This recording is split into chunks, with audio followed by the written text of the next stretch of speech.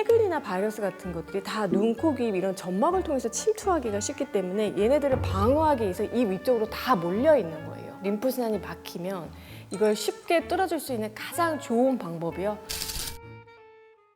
그때 림프순환이 중요하다고 말씀해 주셨는데 오늘 그 얘기 좀 해주시겠어요? 면역력을 높이고 관리하는데 림프순환이 이제 굉장히 중요한데 잘 모르시는 분들을 위해서 좀 간단하게 설명해 드리면은 혈관이 쫙 뻗어 있는 건 아시죠? 그런데 혈관보다 훨씬 더 섬세하게 우리 몸 전신에 림프관이 쫙 퍼져 있어요. 그래서 혈관과 림프관이 이제 쫙 같이 가는데 림프관이 이제 가는 길 중간중간에 그런 포인트들이 있는데 이것을 우리가 림프절이라고 하고요. 노폐물을 청소하는 중요한 역할을 담당을 합니다. 그리고 면역과 관련된 림프구 관련해서도 이 림프절이 중요하기 때문에 면역력을 조절하는 데 있어서는 굉장히 림프순환이 중요하죠. 그리고 특히 이 수많은 림프절 중에서 그 정거장 중에서도 굉장히 중요한 림프4가 있어요. 위에서부터 말씀을 드리면 목의 림프절이 있고요. 그 다음에 겨드랑이의 림프절, 애과부가 있고요. 그 다음에 복부의 림프절 중요하고요. 그리고 마지막으로 서해부, 사타구니 림프절, 이 네 가지 림프절이 가장 중요한 정거장이에요. 순환을 좀 풀어주려면 어떻게 해야 할까요? 림프순환이 잘 되게 하려면 우리가 이걸 알아야 되는데 림프순환하고 혈액순환하고 가장 큰 차이점이 딱 두 가지가 있어요. 뭔지 아세요? 혈액순환에는 심장이 있는데 림프순환에는 심장이 없어요. 그러니까 심장에서 펌핑을 해서 그 힘으로 혈액이 밀고 나가잖아요. 그래서 자발적인 순환이 이루어지는데 림프순환에는 심장 같은 기관이 없기 때문에 오로지 움직일 수 있는 그 동력은 뭐냐면 우리 몸에 그냥 근육하고 그런 조직들이 움직이는 힘이 림프관 벽에 압력을 줌으로써 그 힘에 의해서 조금씩 움직이는 거기 때문에 혈액순환보다 훨씬 더 어때요? 느리고 순환이 쉽게 막힐 수가 있어요. 림프순환이 막히면 어떻게 해야 해요? 림프순환이 막히면 이걸 쉽게 뚫어줄 수 있는 가장 좋은 방법이요. 바로 마사지입니다. 림프 마사지를 하면요. 암세포를 청소하는 데도 굉장히 도움을 받을 수 있어요. 그 마사지만 해도 그 암세포가 청소된다는 말씀이실까요? 네. 그래서 오늘 제가 림프 마사지에 대해서 좀 알려드릴 건데 림프 마사지는 원웨이예요. 일방통행이에요. 이게 굉장히 중요한 포인트예요. 혈액순환 같은 경우는 쌍방이기 때문에 양방통행이거든요. 심장에서 혈관이 나가고 또 다시 심장으로 혈관이 들어오고 그래서 오고 가는 상행선, 하행선이 있어서 양방통행인데 림프순환은 그냥 오로지 원웨이, 일방통행이에요. 그러면 이제 어떻게 돼? 우리 도로 같은 데 갈 때도 일방통행 가는 거 굉장히 어렵잖아요. 길 잘못 들면은 굉장히 문제가 좀 크게 발생할 수 있잖아요. 저 맨날 헤매기도 하는데 결국은 마사지를 할 때 림프 마사지 같은 경우는 원웨이이기 때문에 만약에 내가 마사지를 반대 방향으로 한다. 그럼 어떻게 돼? 역주행하는 거나 마찬가지예요. 그러면 이런 방향으로 아무리 림프 마사지를 해봤자 오히려 림프순환에 더 안 좋은 영향을 끼칠 수가 있는 거죠. 그래서 요지는 가는 길을 제대로 알고 해야 림프순환을 뚫을 수 있다라는 거예요. 그래서 오늘 제가 림프 내비게이션이 되어드릴게요. 목의 림프 마사지부터 시작을 해볼게요.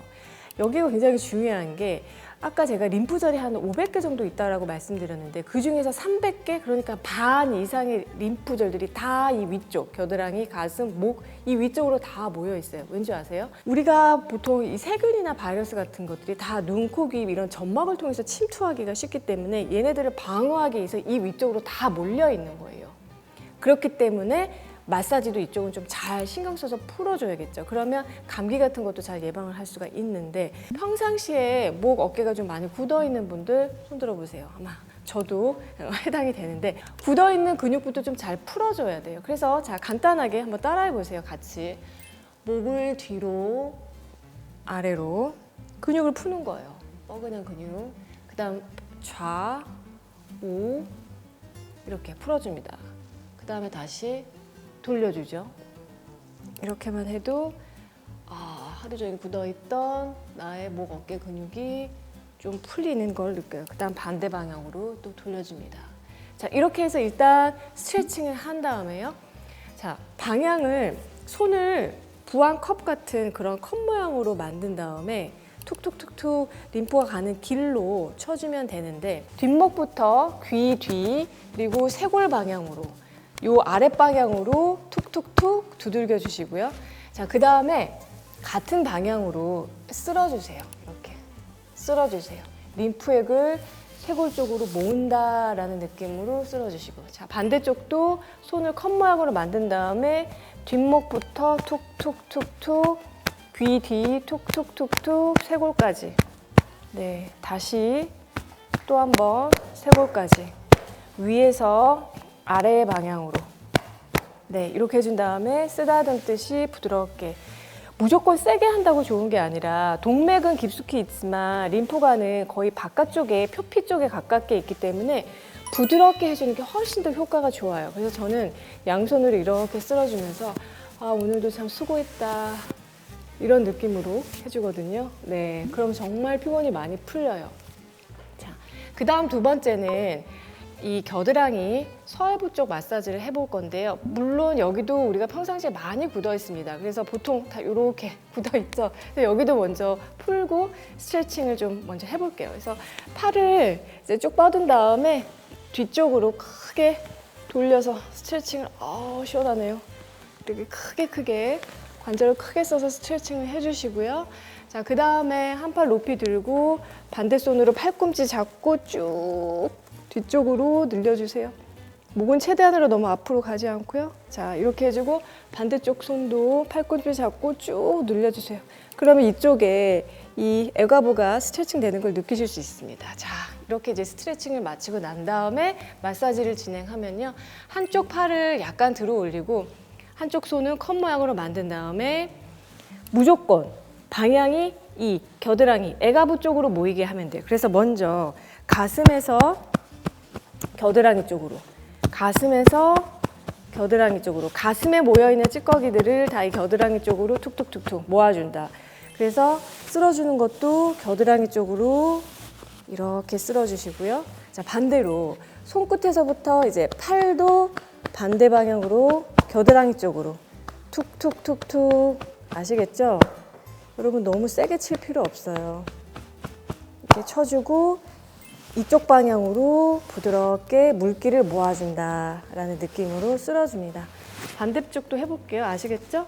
마찬가지로 가슴에서부터 겨드랑이 쪽으로, 가슴에서부터 겨드랑이 쪽으로 3번 정도 해주시고 쓸어주세요. 쓸어주세요. 쓸어주시고 쓸어주시고. 특히 이 겨드랑이에 부유방이 있으신 분들이 있어요. 살이 툭 튀어 올라오는 거. 그런 분들은 특히 이 애가부 쪽으로 림프 순환이 안 되는 것이기 때문에 열심히 림프 마사지를 해주시면 좋습니다. 자, 3번째.